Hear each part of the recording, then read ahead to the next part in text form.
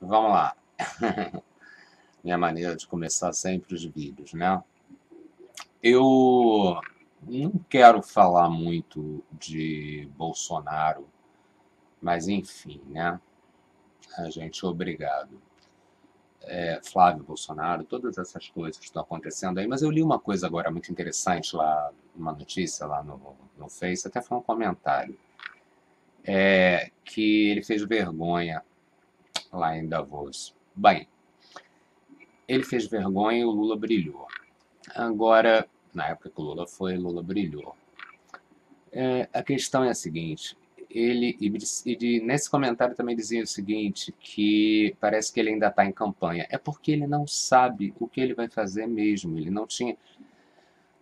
Se ele tivesse projeto de governo, se ele tivesse alguma ideia de como governar esse país, ele teria dito, ele teria participado de debates, etc. e tal. Ele não tem nenhuma noção do que é administração pública.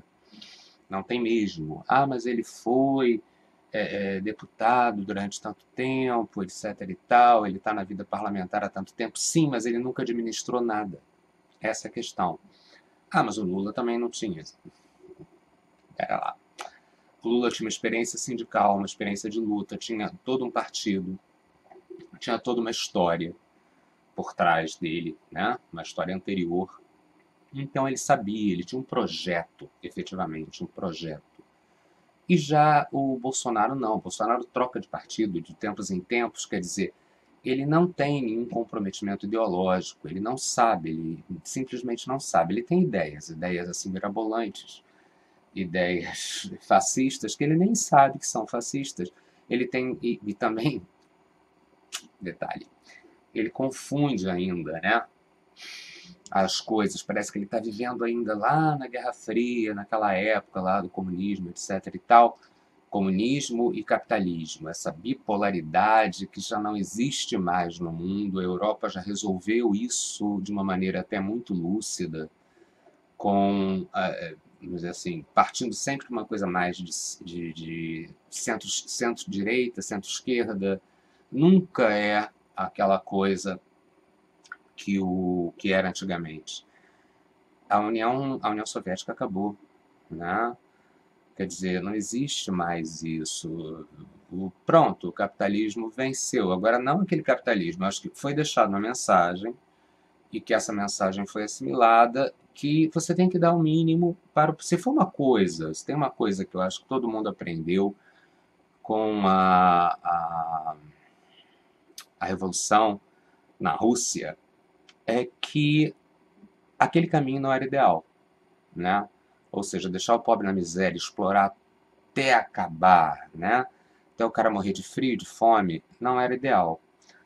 Então, o mundo foi aprendendo isso aos poucos, né? Hoje em dia, como eu falei num vídeo anterior, que eu acho que poucas pessoas assistiram,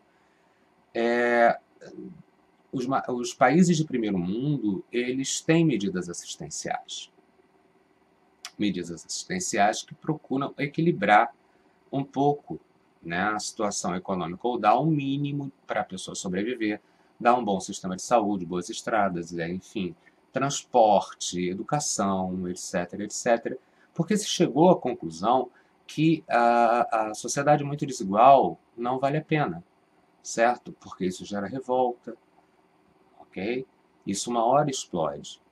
Então, os regimes totalitários, eles tendem a ser depostos, na verdade, eles tendem enfim, a grandes revoluções sociais. A verdade é essa. Quando você esmaga demais a população vai explodir. E isso vai acontecer, quer dizer, né, se Bolsonaro conseguir se manter no poder. Porque eu já começo a desconfiar que esse governo não vai se sustentar. Mas, enfim, há a possibilidade que ele se sustente? Sim, há a possibilidade que ele se sustente. Lógico, apoiado pelos militares, apoiado, enfim, pela elite, etc. e tal. Mas ele começa a perder apoios muito importantes. E fica uma coisa. Ele foi desmascarado de uma tal forma agora que possivelmente, ele caia no descrédito. Que eu não sei. Eu não sei o que vai dar isso. Honestamente, não sei. Mas quem sabe, né? A gente se livre de Bolsonaro antes do tempo. Aí vamos ter, talvez, Mourão. Paciência, eu não acredito que o Mourão seja favorável a uma ditadura militar ou que nem pense, né, na possibilidade de uma ditadura militar nesse país. Eu acredito que ele faça uma boa transição aí e não acho que caiba mais uma ditadura. Não acredito que isso passe pela cabeça dele. Ele próprio já deixou isso claro, né? Mas enfim, a gente nunca sabe, porque também quando veio 64 também se falava sobre isso, mas enfim, se acreditava nisso. E no fim das contas não foi isso que aconteceu, né? Foram 21 anos de ditadura. Então, mas eu não acho que a gente tenha mais essa realidade hoje, essa possibilidade hoje com o mundo globalizado, com a internet, etc e tal. Enfim, com as pessoas um pouco mais esclarecidas, ainda que a eleição de Bolsonaro tenha mostrado que existe uma grande parcela da população totalmente alienada, que não tem a mínima ideia e que se deixa levar muito por determinados valores antigos, etc. e tal, que ainda calam muito dentro do peito do machista brasileiro. E quando eu digo machista, é interessante, é uma pena, porque eu não acho que exista mulher machista. Eu acho que existe mulher que ela acaba replicando esse discurso porque, enfim, porque a religião fala, porque ela é educada para isso, e ela é oprimida, e é por isso que ela acaba replicando esse discurso. Mas eu acho que no fundo, não existe mulher machista. Porém, como eu disse no outro vídeo, são as mulheres que educam os homens. Né? Na sociedade brasileira, as mulheres elas educam os homens. A família de margarina não existe. Tá ok? Então, a gente sabe que a família brasileira ela é composta por mães, talvez mães divorciadas, mães solteiras, mães separadas, etc. e tal, que a grande maioria, né, que sustentam seus lares, né, e que criam seus filhos sozinhas. E, infelizmente, uma boa parcela dessas mães ainda fica buscando o príncipe encantado que as ajude, reformular a sua vida, etc. e tal. Então, esses valores são altamente machistas. A tal da mulher dependente, que precisa dessa figura dentro da casa para poder se sentir alicerçada, né? Para poder se sentir mais segura, para criar seus filhos, né? Para estar bem perante a sociedade, talvez, né? Enfim, então Bolsonaro para mim ele foi eleito muito por causa disso, não por propostas políticas, efetivamente, porque ele não tinha, né? Ele não tinha plano de governo, ele não tinha um histórico como administrador, certo? E as possíveis ligações dele com o crime organizado já eram mais do que conhecidas. Ainda que eu tenha uma opinião um tanto é, controversa sobre isso, eu acho que é uma coisa que vai espantar até as pessoas. Mas eu lido muito com a realidade, tá? Eu estou vivendo num bairro que é um bairro esquecido por Deus há muitos anos. A Baía de Sepetiba é uma baía que sofreu vários crimes ecológicos foram feitos aqui na Baía de Sepetiba. Ela foi esquecida pelo poder público. Era um balneário lindo nos anos 70, ainda 80, e hoje em dia, infelizmente, por causa de dejetos de grandes indústrias, não tanto pelo esgoto, como as pessoas pensam, é pura e simplesmente esgoto e explosão populacional. Não é só isso. Dejetos de grandes indústrias nos rios que desembocam nessa baía, e também de um projeto lamentável, né, que não foi tomado com medidas corretas para não atingir o ecossistema da Baía de Sepetiba, que foi o Porto de Itaguaí, que é conhecido também como Porto de Sepetiba. Enfim, eu vivo nesse bairro, certo? Um bairro que empobreceu, um bairro que inflou, realmente inflou, né? E um bairro que fica, como eu disse, num texto que eu coloquei, num texto pequeno até, que eu coloquei no Facebook, um bairro que está depois do último túnel, né? Aí eu me refiro a uma coisa que se falava muito antigamente, que o Rio de Janeiro era uma cidade cortada de realidades diferentes no morro e na parte baixa, em primeiro lugar, né? E as realidades entre túneis, certo? Porque se você for ver bem, a Zona Sul do Rio de Janeiro sempre foi um oásis separado por túneis que levavam para a Zona Norte e para a Barra da Tijuca. Depois, com a tomada da Barra da Tijuca, a Barra da Tijuca cresceu, tal, aí já vai o Recreio dos Bandeirantes crescendo também. Isso, para quem conhece bem o Rio, vai entender o que eu estou falando. Tem um outro túnel ali, não é isso? Quer dizer, então é uma realidade um pouco diferente que foi acontecendo, essas pessoas começaram a vir, quer dizer, como esse túnel liga, né? Antigamente havia uma ligação, ainda existe uma ligação da Zona Norte, mas que é uma Zona Norte de elite, que é a Tijuca para a Barra da Tijuca, ok? E aí foi feito um túnel, né, que não é novo não, já tem bastante tempo, que ligava a Zona Sul. Então, quer dizer, o manancial de pessoas que ocupou a Barra da Tijuca são pessoas desses bairros de classe média, sim, da Zona Norte, mas de classe média do Rio de Janeiro e os bairros ricos, né?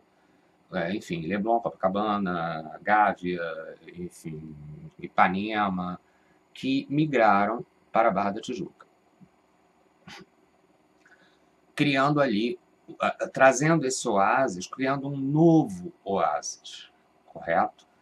E aí a única ligação que havia antigamente para a Zona Oeste, esse pedaço da Zona Oeste do Rio, que é o finalzinho, Sepetiba é o finalzinho da orla do Rio de Janeiro, né, que fica meio que protegido, não exatamente, pela Restinga de Marambaia. É uma baía, correto? Por causa da Restinga de Marambaia, exatamente. Então, o que aconteceu? Criou-se existia só um acesso, que era lá por baixo, pela Avenida Brasil, etc e tal, passando por, enfim, passando por Santa Cruz, etc, etc, ou um acesso vindo por Realengo, Bangu, Campo Grande, tal, tal, tal. Então, quer dizer, trazia para Sepetiba assim, existia também a Grota Funda, que era uma serra e tal, mas era complicado até chegar na Grota Funda e tudo mais. Então, trazia para Sepetiba pessoas da Zona Sul do Rio de Janeiro, sim, da Zona Sul do Rio de Janeiro, mas que vinham por outros caminhos, não por ali, porque a esta época ainda não existia o Recreio dos Bandeirantes, certo? Ainda era muito complicado, muito distante, muito incômodo, a serra era muito perigosa, então as pessoas não vinham tanto por ali. Quem vinha mais para cá vinha pela Avenida Brasil ou vinha desses bairros da Zona Oeste do Rio de Janeiro, correto? Então eram pessoas de um poder aquisitivo relativo, até bom, que vinham para esse balneário, correto? Bom, abriu-se um outro túnel. Parece que o Rio de Janeiro, o Rio de Janeiro reflete muito o Brasil, mas reflete, eu acho que na sua pior face, entende? Na face da desigualdade, você vê muito, muito claramente a desigualdade do Rio de Janeiro.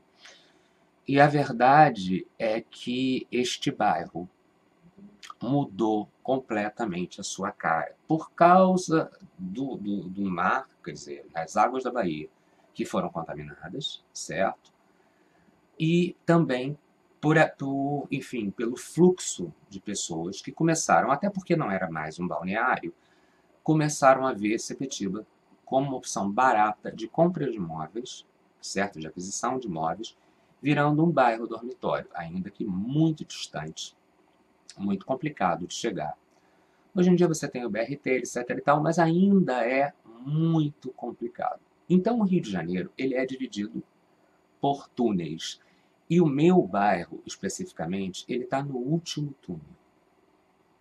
Sabe o que isso representa? Quer dizer, no último túnel que divide elites, que divide classes, né? E realidades desse município, né? Porque Sepetiba ainda é Rio de Janeiro, tá, gente? Às vezes eu falava certo, até assim, eu vou para o Rio, porque é uma certa distância, mas ainda é Rio de Janeiro. Depois vem Itaguaí e tal, que aí já não é mais Rio, tal, tal, tal. Aí já é outro município. Mas, enfim, ele é o último bairro, sabe? Dessa realidade triste, de realidades diferentes entre túneis, divididas por túneis, né? Por túneis, por serras, né? É assim.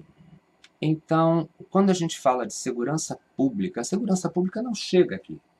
A segurança pública não chega aqui. A água, gente, a água potável. Eu estou há 5 dias já sem água. Isso é normal, já fiquei mais. Em 2013, nós tivemos, nesse mesmo período, nós tivemos 20, acho que foram 24 dias sem água, consecutivos. De começar o desespero, isso só parou porque a água é desviada para outros lugares, tá certo? E isso só parou, sim, porque ninguém está ligando para Sepetiba. Na verdade é essa, ninguém está ligando para Sepetiba, não ligam a mínima para Sepetiba.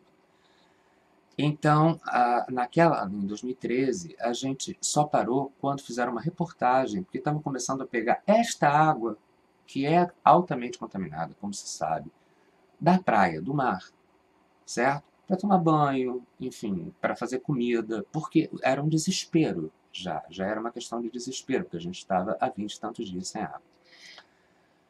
Então, saneamento básico não chega aqui, né? Com as clínicas da família, com as UPAs, etc., a gente até tem um atendimento, pelo menos médico, ambulatorial, até de qualidade. Nós temos um hospital que fica em Santa Cruz, que é o hospital que aglutina tudo, que é um hospital que se mantém ali, certo? Mas tudo é muito carente. Você vem vindo na estrada, você percebe, você passou o túnel, você passou ali do finalzinho do Recreio, passou o túnel do BRT, quando você entra para o outro lado, começam os buracos, você começa a ver a degradação. E quando você sai, então, dessa Transoeste, que você vai e pega para enfim, para os acessos que dão para Sepetiba, seja para Pedra de Guaratiba, etc e tal, para chegar a Sepetiba, aí que você vai percebendo mais ainda. Uma sucessão de quebra-molas, uma sucessão de estradas esburacadas, muda o cenário drasticamente. Drasticamente. Muda tudo, mudam os hábitos, etc e tal. Então é uma população que é muito carente, muito desassistida. A segurança pública tem que ser discutida com essa população. Não dá para o Estado é negligente com esta segurança, e aqui se desenvolveu um modo de lidar com a segurança. Correto? Pronto, o Estado tem que discutir isso com a população. O Estado tem que ser mais presente nessa população, nesse bairro, nesses bairros esquecidos. Assim como ele não entra, o Estado também não chega nas comunidades carentes. Sepetiba é uma comunidade carente. É uma grande comunidade carente, talvez com uma outra configuração, mas sim, é. Certo? Então, lidar com os problemas do Rio de Janeiro, do Brasil, não é brincadeira. Tem que ter projeto. Tem que ter projeto. Tem que saber dialogar. Né? E aí é que está a dificuldade de Jair Bolsonaro. Quer dizer, o envolvimento dele ou não, eu não estou querendo discutir. Não porque eu more num bairro que, enfim, é desassistido e acabou encontrando a sua solução, né? Mas porque dentro dessa realidade em que eu vivo, eu começo a questionar um pouco as coisas, porque eu sei que não funcionaria de outra forma. É isso que eu queria falar, tá certo? Agora, quanto a Jair Bolsonaro, Flávio Bolsonaro, família Bolsonaro, de uma forma geral, eu sei que é um engodo completo, sempre soube, quer dizer, isso nunca me enganou, ele nunca me enganou, nem ele, nem Flávio, nem Eduardo, nem Carlos, né? Nem nenhum dos políticos que vieram na rabeira dele, que vieram na cauda desse cometa, né? Esse cometa que só foi possível por causa disso também, já expliquei, já falei sobre isso no outro vídeo, mas enfim, me repito, por causa de toda uma revolta contra, não tanto quanto o PT, não sei se foi contra o PT, não, ainda assim, eu acho que a revolta da elite foi que há duas questões aí. É uma questão política da elite enquanto representada pelo poder público, ou melhor, pelos seus representantes, né, pelos seus políticos, e existe uma revolta da elite povo, né, da elite que faz parte do povo, ou que pensa que é elite, que tem a vã ilusão que é elite. Porque, na realidade, as grandes fortunas são pouquíssimas nesse país. Elas estão concentradas, eu acredito que em 6 famílias aqui. O resto é gente que se segura, mas alguns se seguram um pouco melhor, outros não têm segurança nenhuma. Não é? Enfim, eu acredito que o fenômeno Bolsonaro só foi possível por causa dessa questão, quer dizer, não bateu bem para a elite brasileira ter o extremamente xenofóbica, né, extremamente racista e tudo mais, ter um presidente tão bom como foi, sim, porque foi bom, foi um bom presidente, foi um bom presidente para esse país. Não é do meu partido, mas foi um bom presidente para esse país. Como Lula, Luiz Inácio Lula da Silva.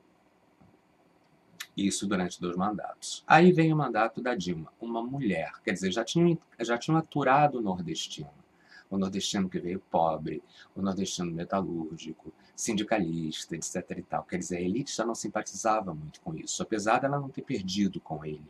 Ela ganhou com ele, certo? O Brasil inteiro ganhou com ele, ela inclusive, a elite inclusive. Porque Lula tinha essa coisa, não é um partido de esquerda, é um partido de conciliação. Um partido que sempre buscou a conciliação. E por isso se ferrou. Mas enfim, já falei isso em outro vídeo, não vou me repetir. Mas eu acho que aí com a vinda da Dilma, tá, uma mulher presidente, tudo bem e tal. Aí vamos dizer assim que essa elite machista fez, tá, tudo bem. 1 mandato. 2, inadmissível. 13 anos de PT foi o suficiente. E 1 mandato da Dilma foi o suficiente. Não dava para admitir uma mulher. A gente vê isso claramente em como se construiu o impeachment e como se tratou de uma maneira tão vulgar, tão machista, né, a presidente Dilma Rousseff. Eu acho que ninguém foi tão ultrajada como ela.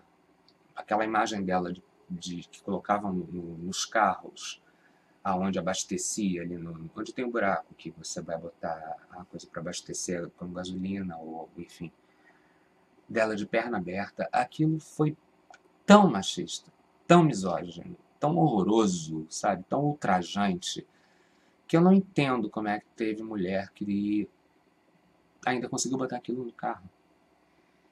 As coisas que falaram sobre Dilma Rousseff, as ofensas que falaram, as ofensas que fizeram, foram muito além da questão política. Muito além. Foi altamente misógino e altamente machista. Então, neste processo, se desconstrói as esquerdas. Para a desconstrução da esquerda é preciso desumanizar o povo, certo? Tirar o poder de empatia. Para quebrar as esquerdas, precisavam questionar o que ficou convencionado como politicamente correto, né? Ou seja, com o fato de você simplesmente não querer o mal do outro, você achar que é feio, né? Que racismo não é uma coisa legal, que machismo não é uma coisa legal, que homofobia não é uma coisa legal. Não é isso, que, enfim, intolerância religiosa não é uma coisa legal. Quer dizer, precisavam destruir esses valores construídos por esses coletivos por tanto tempo e que vigoravam quer dizer, o racismo, o machismo, a homofobia, etc. Vigoraram por tantos anos, na realidade, por toda a história do país e começaram a ser desconstruídos pelas esquerdas, né? Pelo discurso do bem, não é isso? Pelo discurso do, olha, não faz sentido, não é verdade? Isso não tem sentido algum. Precisavam desconstruir isso tudo para não correr o risco de perder de novo. Era demais.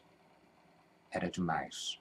Uma mulher no poder pela segunda vez e era demais mais um mandato do PT. A verdade era essa.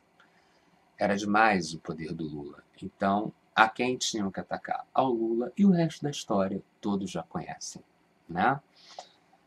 E aí criam um paladino da justiça, etc e tal, só que na rabeira disso tudo se descobre que os partidos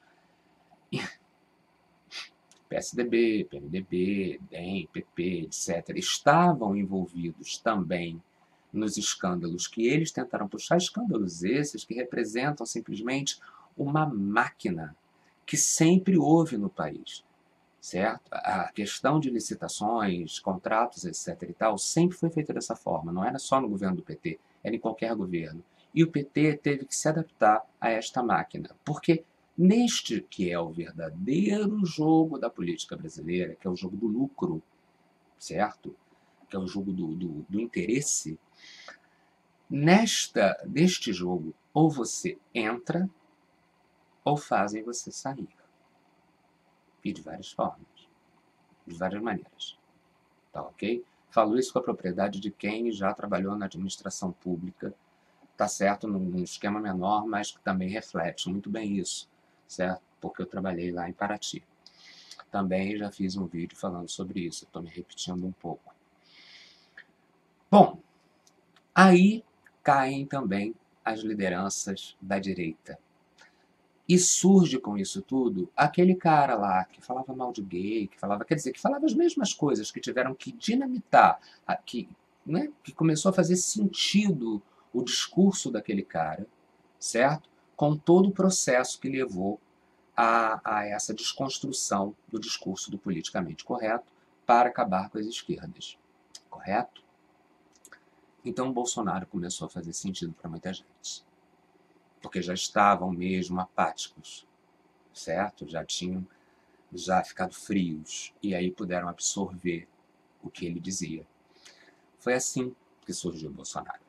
Foi assim que ele se tornou presidente. Mas talvez tenha sido até uma surpresa para ele. Um homem que trocou tanto de partido, um homem que não tinha ideologia, um homem que tinha apenas uma meia dúzia de jargões e frases feitas, que ele repetia em programas risíveis, era uma piada, né? Talvez tenha ficado um pouco alarmado com o sucesso que ele começou a fazer, porque o jogo não foi para criar Bolsonaro, o jogo foi simplesmente para acabar com o PT. Só que num determinado momento foram divulgadas planilhas, não divulgadas pelo Moro.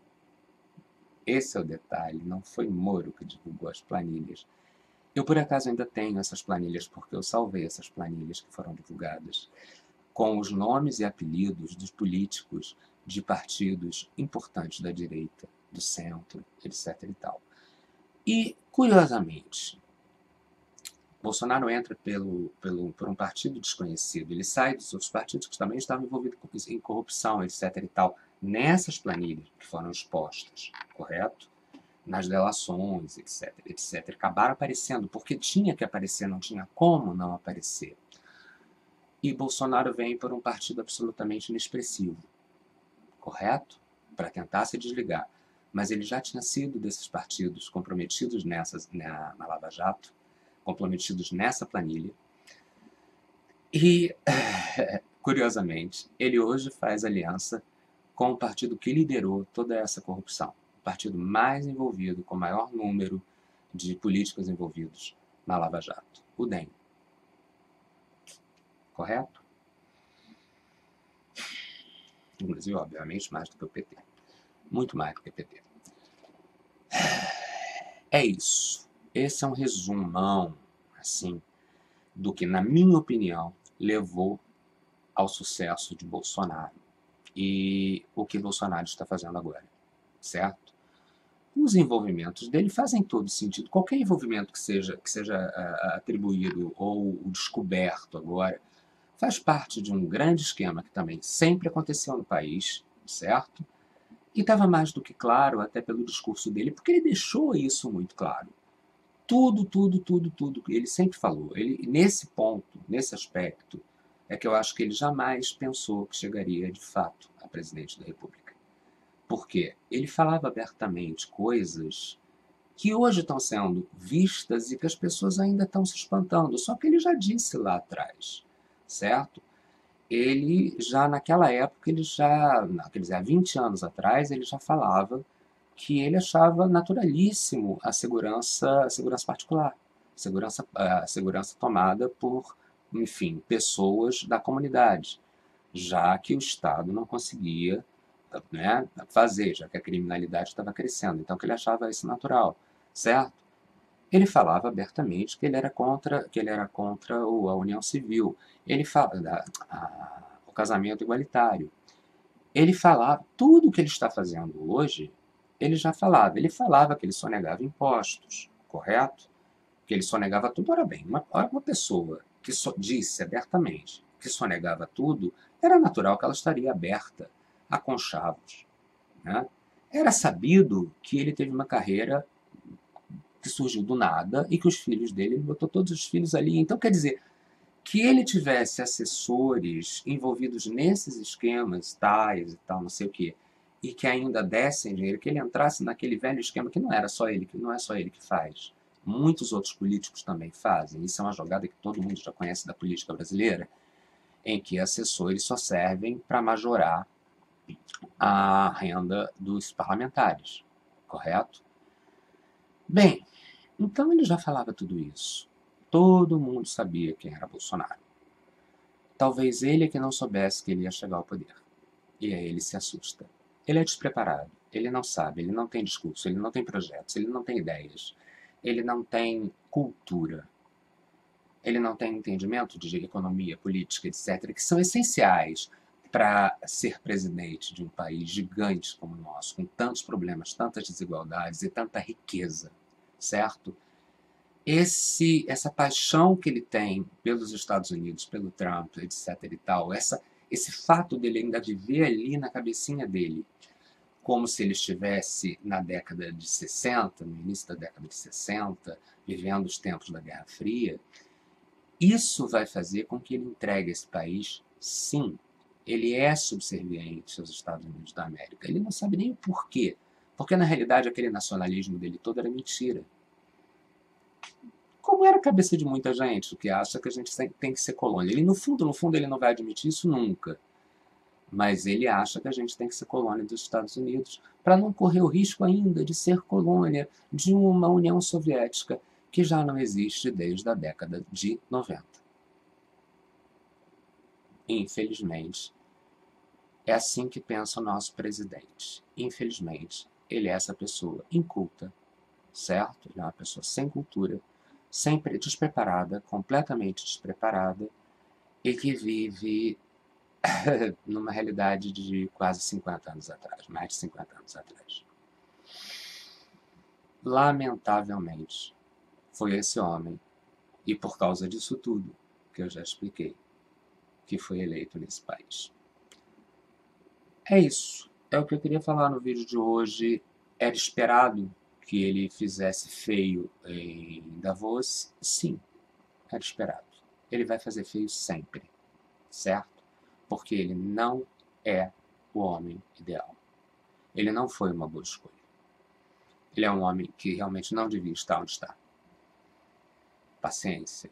Bem dito, não foi eleito pela maioria. Foi eleito por um antipetismo, um anti-esquerdismo idiota, de talvez, vamos dizer aí, 30%. 30% dos votos dele realmente foram por aí, mas sim, ele tem um eleitorado que casava na vida toda, na realidade, já concordava, já comungava com ele a vida inteira, porque nós vivemos num país machista, nós vivemos num país homofóbico, nós vivemos num país misógino, racista, não é? Só que nós tínhamos aprendido com os anos, né, e com todo o trabalho dos defensores de direitos humanos, a ter vergonha de ser assim. Bolsonaro apenas fez as pessoas perderem a vergonha. Então, sim, ele teve lá um eleitorado, mas não foi maioria. Muitos foram porque talvez também isso não calasse. Foi isso que me fez romper com muitas pessoas da minha família e acredito que seja definitivo. Porque eu até entendo o antipetismo, que foi criado, etc e tal, que foi a desculpa que meus parentes deram Mas eu acho que isso só calou mais, só foi mais forte naquele momento de decisão entre o fascista, que tinha todo aquele discurso, enfim, aquele homofóbico de carteirinha, porque na realidade, dentro dessas pessoas, elas também sempre foram homofóbicas, machistas, racistas, xenofóbicas, misóginas, bélicas. Infelizmente. Infelizmente. E realmente não estava nem aí pro primo, pro irmão, pro sobrinho. Sobrinho não, porque eu não tenho mais tios vivos. Mas pro primo, pro irmão, pro tio gay.